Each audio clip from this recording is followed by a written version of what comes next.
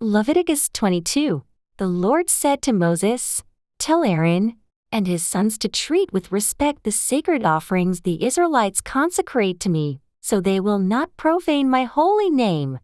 I am the Lord.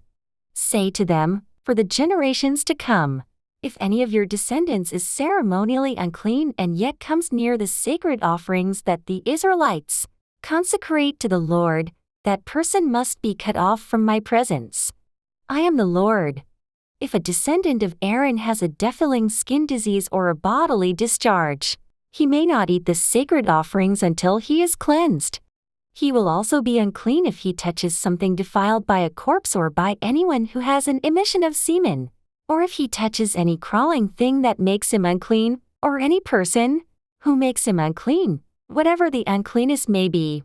The one who touches any such thing will be unclean till evening. He must not eat any of the sacred offerings unless he has bathed himself with water. When the sun goes down, he will be clean, and after that he may eat the sacred offerings, for they are his food. He must not eat anything found dead or torn by wild animals, and so become unclean through it. I am the Lord.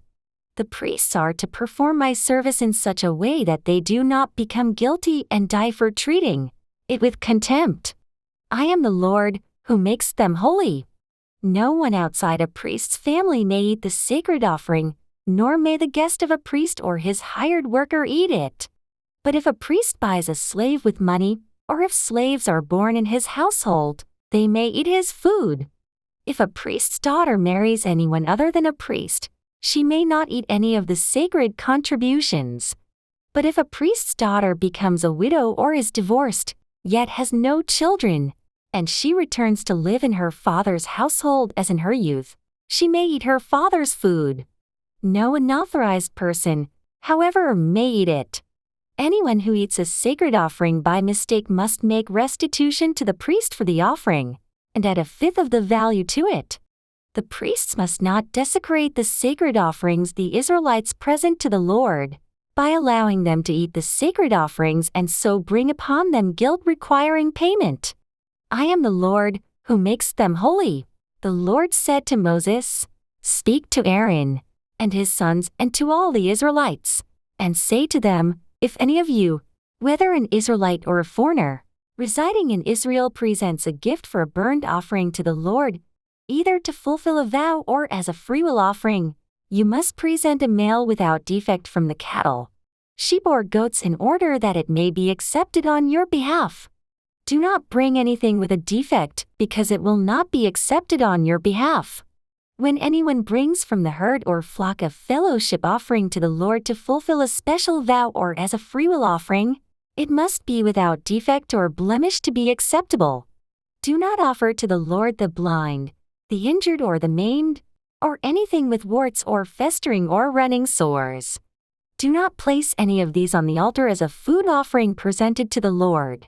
You may, however, present as a freewill offering an ox or a sheep that is deformed or stunted, but it will not be accepted in fulfillment of a vow. You must not offer to the Lord an animal whose testicles are bruised, crushed, torn or cut. You must not do this in your own land, and you must not accept such animals from the hand of a foreigner and offer them as the food of your God. They will not be accepted on your behalf because they are deformed and have defects. The Lord said to Moses, when a calf, a lamb or a goat is born, it is to remain with its mother for 7 days. From the 8th day on, it will be acceptable as a food offering presented to the Lord. Do not slaughter a cow or a sheep and its young on the same day. When you sacrifice a thank offering to the Lord, sacrifice it in such a way that it will be accepted on your behalf. It must be eaten that same day, leave none of it till morning. I am the Lord. Keep my commands and follow them. I am the Lord. Do not profane my holy name, for I must be acknowledged as holy by the Israelites. I am the Lord, who made you holy, and who brought you out of Egypt to be your God. I am the Lord.